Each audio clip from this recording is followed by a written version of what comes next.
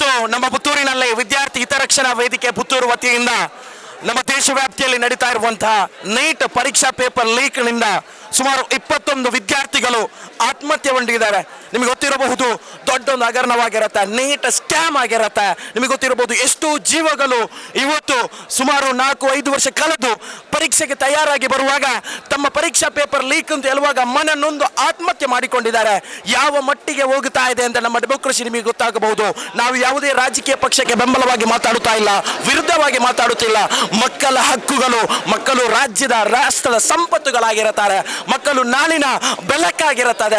ರಾಷ್ಟ್ರವನ್ನು ಬೆಳೆಸುವಂಥದ್ದು ಅದು ಮಕ್ಕಳಿಂದ ಆಗಿರುತ್ತೆ. ಇವತ್ತು ನಡೆಯುವಂಥ ಈ ಹಗರಣಗಳಿಗೆ ನಾವು ಎದುರಾಗಿ ಮಾತಾಡಲೇಬೇಕು. ಇವತ್ತು ಪ್ರತಿಯೊಬ್ಬರು ಕೂಡ, ಇವತ್ತು ತಂದೆಯವರಾಗಲಿ ತಾಯಿಯವರಾಗಲಿ ಪ್ರತಿಯೊಬ್ಬರು ಮನೆಯವರು ಕೂಡ ಇಂಥ ವಿಷಯಗಳು ಬರುವಾಗ, ರಾಷ್ಟ್ರಗಳು ಎದುರಿಸುವಂಥ ವಿಷಯಗಳು ಬರುವಾಗ ತಮ್ಮೆಲ್ಲರೂ ಎದುರಿಸಬೇಕು ಅಂತ ನಾನು ಹೇಳ್ಕೊಳ್ತಾ ಇದ್ದೇನೆ. ಮತ್ತು ಇವತ್ತು ಪುತ್ತೂರಿನಲ್ಲಿ ಒಂದು ದೊಡ್ಡ ಒಂದು ಪ್ರೊಟೆಸ್ಟ್, ಒಂದಲ್ಲ ಎರಡಲ್ಲ, ತುಂಬ ವಿದ್ಯಾರ್ಥಿಗಳು, ಹೌದು ತುಂಬ ಮಂದಿಗಳು ಸೇರಿದ್ದಾರೆ. ಒಳ್ಳೆ ಒಂದು ಆರ್ಗನೈಸ್ ಮಾಡಿದ್ದಾರೆ. ನಾವು ಯಾವುದು ಹೇಳುವಂಥದ್ದು, ನಮಗೆ ಯಾವುದೇ ಪಕ್ಷಗಳು ಬೇಡ, ನಾವೆಲ್ಲರೂ ಒಂದು ಸೇರಿ ನಮ್ಮ ಹಕ್ಕುಗಳನ್ನು ಕೇಳುವಂಥದ್ದು ಅದು ನಮ್ಮ ಕರ್ತವ್ಯ ಆಗಿರುತ್ತೆ. ನಾವೆಲ್ಲರೂ ಒಂದು ಜೋಡಿದ್ದಾರೆ. ನೆಕ್ಸ್ಟ್ ಬರುವಂಥ ಫ್ಯೂಚರ್ ಜೆನ್ಸಿ ಒಂದು ಸೇರಿದ್ದಾರೆ. ಇವತ್ತು ನಿಮಗೆ ಕಾಣಬಹುದು, ಒಂದು ಸೇರಿದ್ದಾರೆ. ರಾಷ್ಟ್ರವನ್ನು ಬೆಳೆಸಲು ನಮ್ಮಿಂದ ಸಾಧ್ಯವಿದೆ ಅಂತ ಹೇಳುವ ಮೂಲಕ ಥ್ಯಾಂಕ್ ಯು ಆಲ್.